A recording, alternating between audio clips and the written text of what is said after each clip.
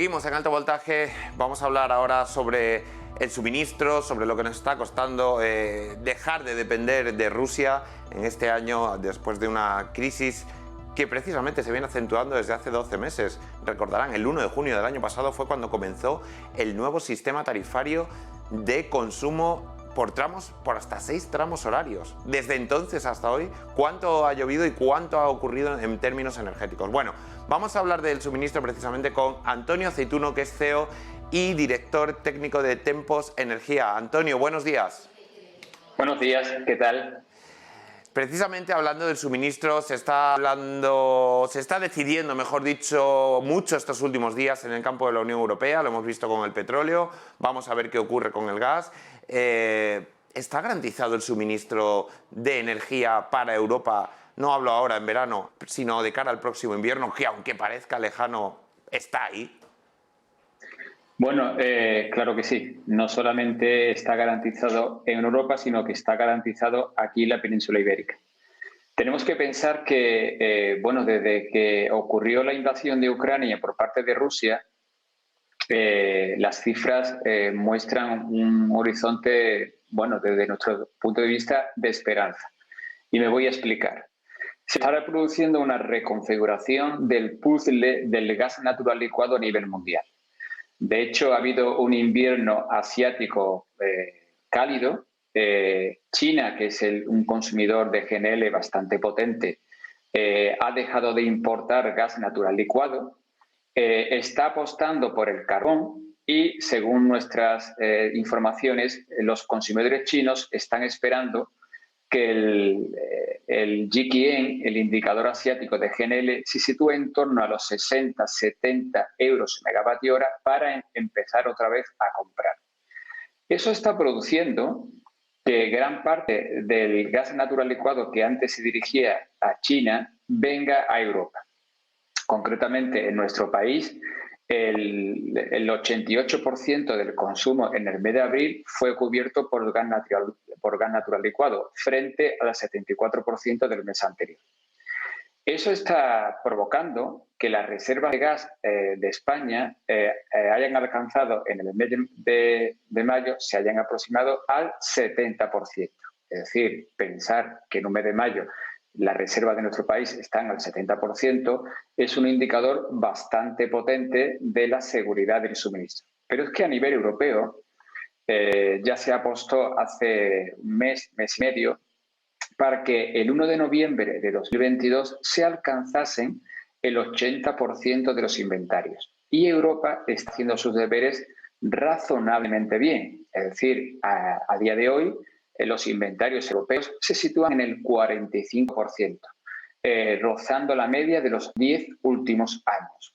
Nosotros, afortunadamente, estamos un poco mejor, como he dicho antes, aproximadamente un 70%, con lo cual vamos un 25% de ventaja con respecto a esos inventarios europeos. Por lo tanto, la seguridad del suministro en este sentido está garantizada, pero es que además tenemos que mirar a Rusia. Rusia, en los primeros 4 meses del año, el superávit triplicó el superávit del año anterior, alcanzando los 95.800 dólares. Pero aún con los embargos al crudo ruso, se espera que Rusia, ese superávit por cuenta corriente, alcance los 264.000 millones de dólares. Prácticamente el doble de 2021. Entonces, con todos estos mimbres que os estoy comentando, desde Tempos Energía apostamos por una máxima. Ha habido, está habiendo y habrá guerra con gas.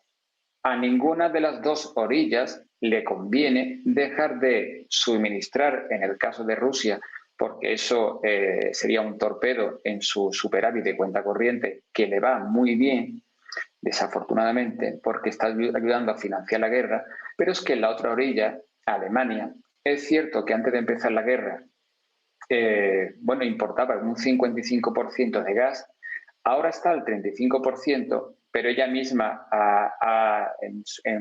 en palabras del ministro de Economía, Habeck, ha dicho que, hasta mediados de 2024 no podrá desconectarse del gas ruso.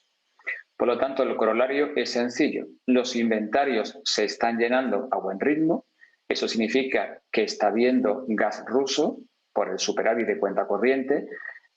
China está apostando por el carbón, no está consumiendo gas natural licuado y eso se está traduciendo en que a Europa le está llegando gas natural licuado y las reservas, insisto, están aquí próximas al 70% y en Europa próximas al 45%.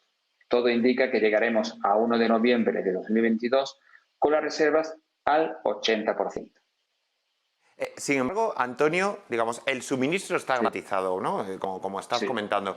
Pero ¿cuánto nos cuesta garantizar este suministro? Quiero decir, ¿cuál es la estimación de precios energéticos? Porque lo estamos viendo casi de forma instantánea.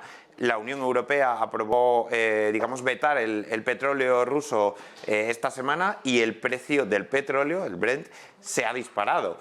Cuando toma alguna decisión sobre el precio del gas también se dispara. Quiero decir, esto lo que nos lleva a concluir es que podemos imponer sanciones a Rusia, parciales, totales, en fin, como se quiera realizar, pero esto hay que pagarlo de alguna forma, ¿no? Claro, vamos a ver. La pregunta tiene dos derivadas. Primero, el crudo, como nosotros estimamos, el crudo se ha puesto en los $120 por barril, cosa que nosotros ya vislumbrábamos en cuanto se produjeran esa acción por parte de la Unión Europea con respecto a Rusia. Sin embargo, nosotros no creemos que el crudo se vaya a disparar más de los $120. Es verdad que hace poco estaba en $105 por barril, 105 y se ha disparado a 120.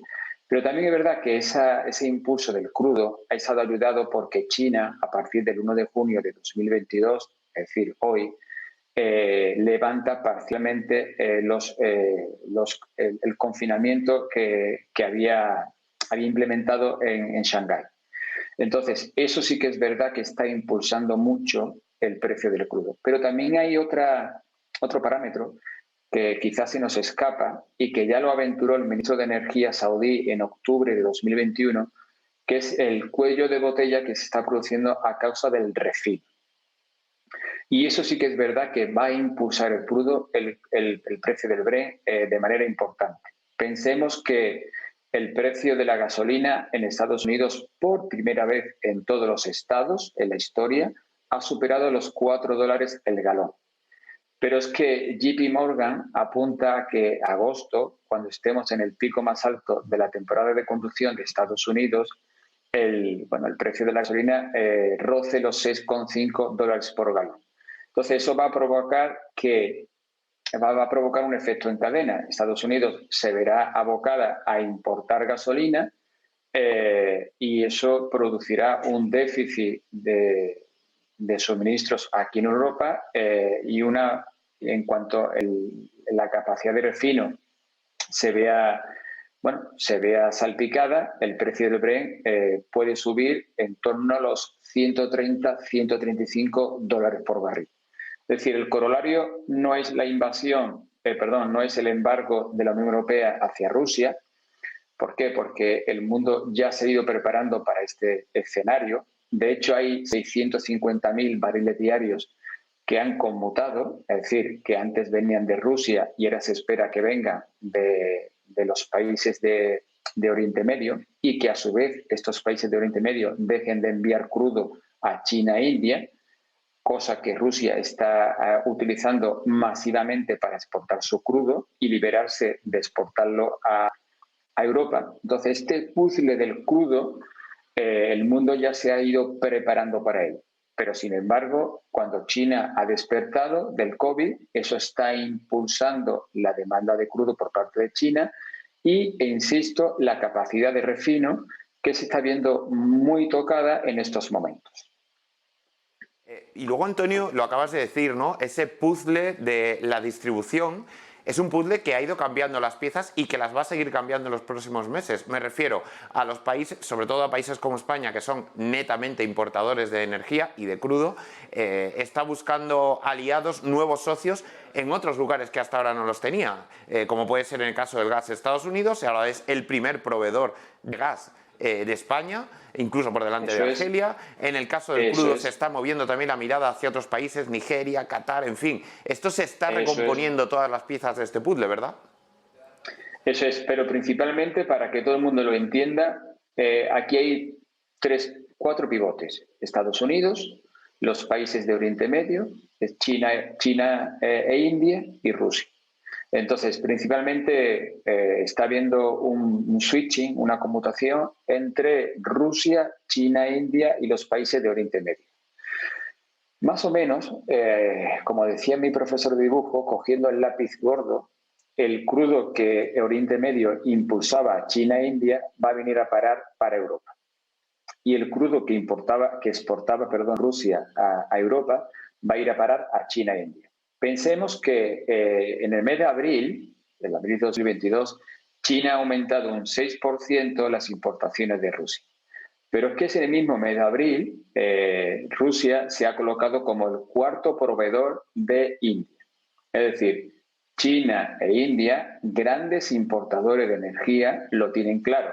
Van a apostar por el crudo ruso porque hay que saber también que el crudo ruso tiene un descuento en el mercado entre un 30 y un 35% con respecto al Brent. Entonces, estas dos potencias asiáticas no van a dejar pasar esa oportunidad de comprar crudo a Rusia.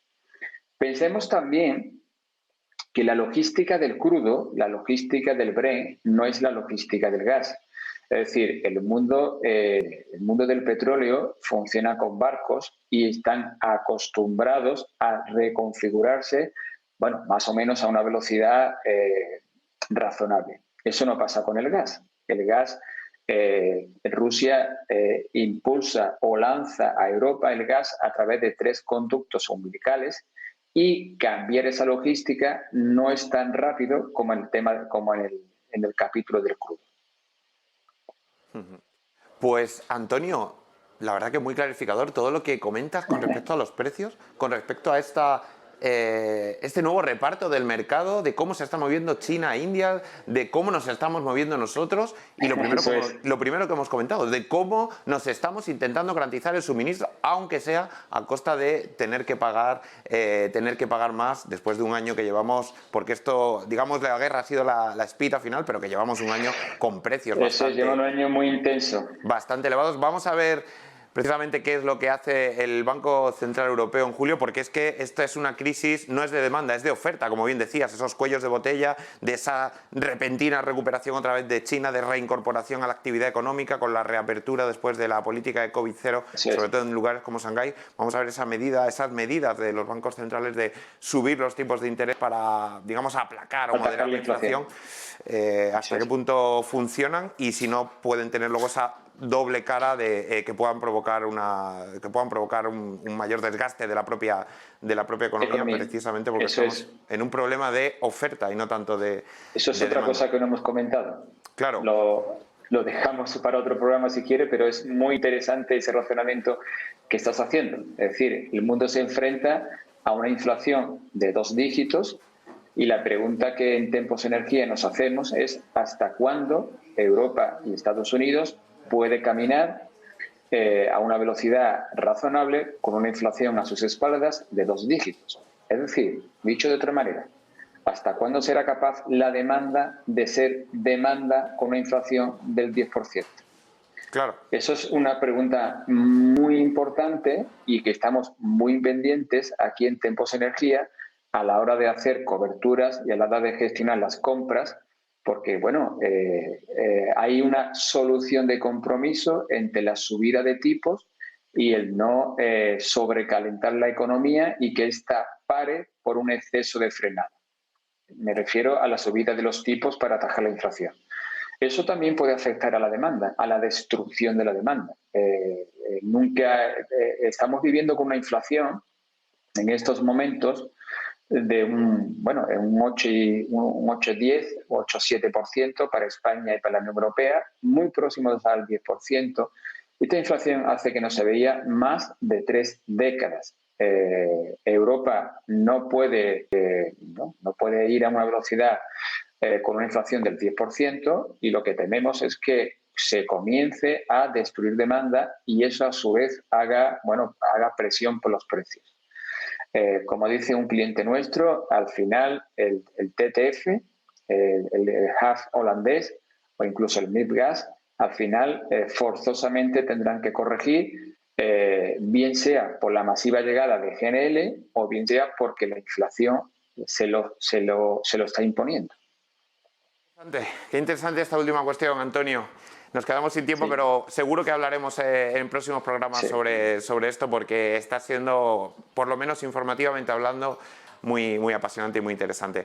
Antonio Aceituno, de Tempos Energía, muchísimas gracias por participar en Alto Voltaje. Gracias, buen día para todos. Buen día para todos. Bueno, ya han visto, precios al alza, suministros intentando garantizarse, recomposición del mercado energético en todo el mundo